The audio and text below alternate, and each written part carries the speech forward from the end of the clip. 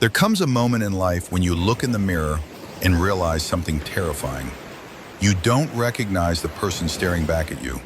Not emotionally, not mentally, not spiritually, not even physically. You feel like you've drifted away from yourself, slowly, quietly, almost invisibly, until one day you wake up and realize you have no idea who you are anymore. Part 18 is about that feeling, the psychological unraveling of identity, the slow erosion of the self, the deep, heavy loss that most people never put into words. Because losing yourself isn't sudden, it's gradual, silent, accumulated over years of surviving instead of living. The truth is, people don't lose themselves by accident, they lose themselves by adaptation. Let me explain.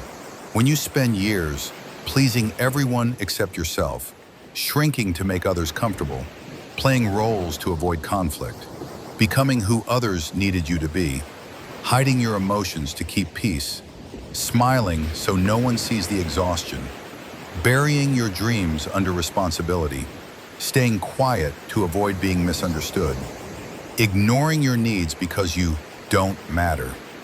You don't disappear all at once. You fade, layer by layer, piece by piece. Identity dissolves not through trauma alone, but through repeated acts of self-abandonment. And eventually you become a stranger living inside your own skin. Part 18 goes deeper. Identity loss often begins in childhood, long before adulthood finishes the job. If you grew up in an environment where your emotions were ignored, your needs were dismissed, your interests were mocked, your boundaries were violated, your individuality was inconvenient, your personality was too much, your authenticity was punished, then you learn to disconnect from yourself as a survival strategy. Because children don't stop loving their parents, they stop loving parts of themselves to earn love. But here's something darker. Identity loss is not just the absence of who you were, it's the presence of who you became to survive. The strong one, the independent one, the caretaker, the quiet one, the responsible one, the overachiever, the emotional fixer, the peacekeeper, the one who pretends nothing hurts. These roles become masks, masks become habits, habits become personality, and personality becomes prison. People praise you for being so mature, so dependable, so calm, so selfless, not realizing these traits were forged through pain, not peace. You didn't become strong, you became hardened. You didn't become independent, you became isolated. You didn't become disciplined, you became emotionally numb. You didn't become easygoing, you became detached. You didn't become the caretaker, you became the child who was never cared for. Part 18 reveals a painful truth.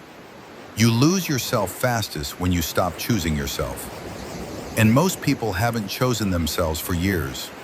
When you constantly suppress your real emotions, when you silence your truth to avoid conflict, when you stay in relationships that drain you, when you force yourself into careers that suffocate you, when you live in environments where your soul can't breathe, when you betray yourself, even in small ways, day after day, you don't just lose identity, you lose aliveness. You become someone who feels disconnected from their body, doesn't know what they want, doesn't feel passionate about anything, avoids their own reflection, feels empty even around people, overthinks every decision, relies on others for validation, doesn't trust their own voice, feels emotionally flat, wakes up tired even after sleeping, lives like a ghost inside their own life.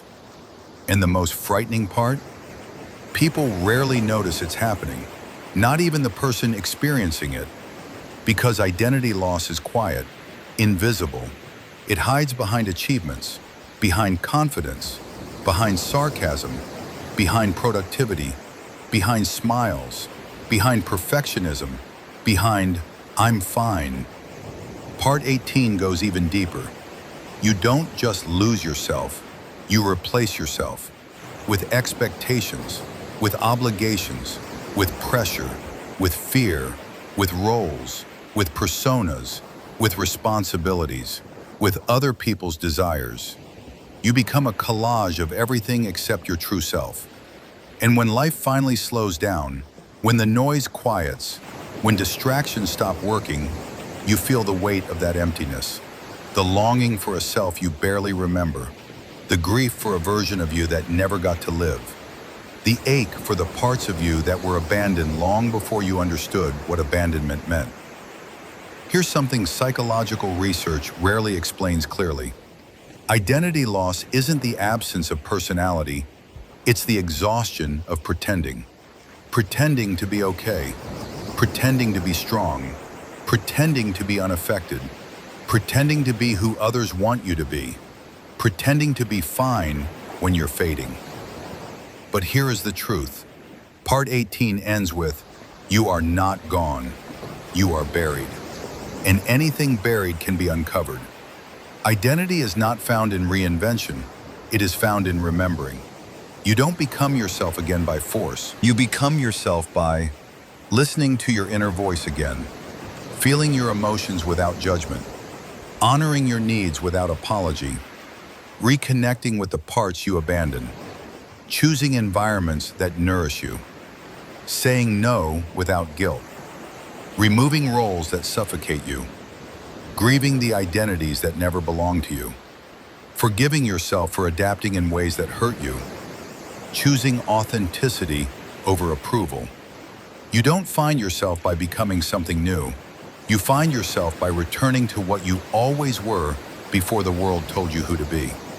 That real you, the intuitive one, the creative one, the passionate one, the expressive one, the playful one, the curious one, the hopeful one, is still waiting.